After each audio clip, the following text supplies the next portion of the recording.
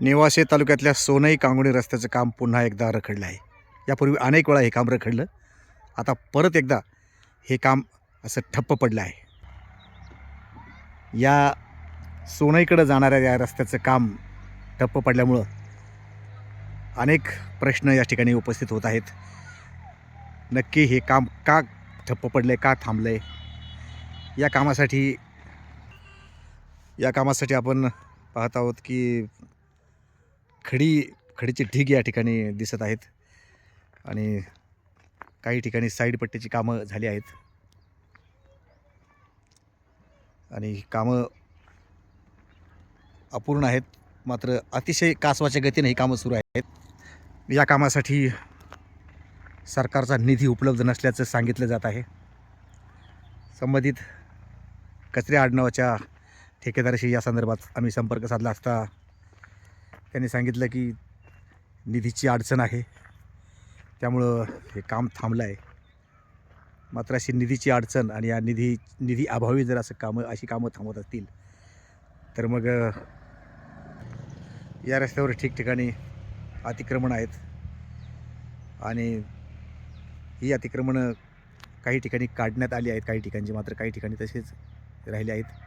ते काढण्याचं काम सुरू आहे. मात्र शासनाचा निधी न आल्यामुळं या रस्त्याचं काम थांबल्याचं सांगितलं जात आहे. एकीकडं राज्य शासन असा दावा करतं आहे की गतिमान शासन, सुशासन, परंतु निधीअभावी जर अशी कामं थांबत असतील तर मग हे कसलं शासन, गतिमान शासन, असं याला गतिमान शासन कसं म्हणायचं?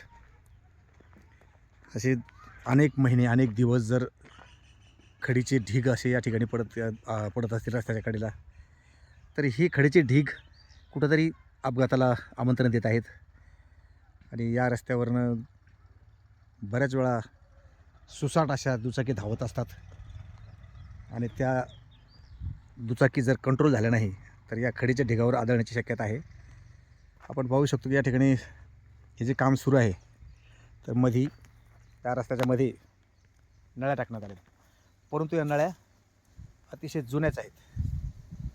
ही साईड पट्टी आहे आणि या साईड पट्टीच्या खाली आपण पाहू शकतो की इथं ही नळी आहे, पण ही नळी जुनीच वापरल्यामुळं ती कदाचित भविष्यात फुटू शकते. या ठिकाणी परत खड्डा होऊ शकतो. पाटाचं पाणी या ठिकाणी जातं तर पाटाच्या पाण्याचा परत हा रस्ता पाटाच्या पाण्यामुळं उखडला जाऊ शकतो, खराब होऊ शकतो. कारण डांबर आणि पाण्याचं वावडं असतं. इकडं सुद्धा आपण बघू शकतो. या ठिकाणी बघा, ही जुनीच नळी वापरल्याचं दिसतंय. तर जुनंच साहित्य वापरून हे काम सुरू आहे. अतिशय थातुरमातुर पद्धतीने हे काम सुरू आहे. अतिशय निकृष्ट दर्जाचं काम सुरू आहे. या ठिकाणी हा जो साईड पट्ट्यासाठी जो मुरुम वापरला आहे तो मुरुम माती मिश्रित मुरुम आहे आणि ही खडीची ढीग आपण पाहू शकतो. या रस्त्यावरच्या या खडीच्या ढिगामुळं अपघाताची शक्यता वाढली आहे. तरी या व्हिडिओच्या माध्यमातून सरकारला अशी विनंती आहे की लवकरात लवकर फंडिंग म्हणजे निधी उपलब्ध करा आणि हे काम झटपट आवरा. या साईड पट्ट्यासुद्धा कशा पद्धतीने झाल्या या कामाची सखोल चौकशी करण्याची खरं तर आवश्यकता आहे. या कामावर देखरेख ठेवणाऱ्या सार्वजनिक बांधकाम विभागाचे अधिकारी जे आहेत त्या अधिकाऱ्यांना या बातमीच्या माध्यमातून आता असं आव्हान आहे की या रस्त्याकडं बघा, या रस्त्याच्या कामाकडे बघा. या रस्त्याच्या कामाचा दर्जा कसा आहे तो एकदा नीट पहा आणि विशेष म्हणजे फंडिंग या ठिकाणी उपलब्ध करून देण्याची आवश्यकता आहे. निधी लवकरात लवकर या कामासाठी उपलब्ध करून देण्याची आवश्यकता आहे.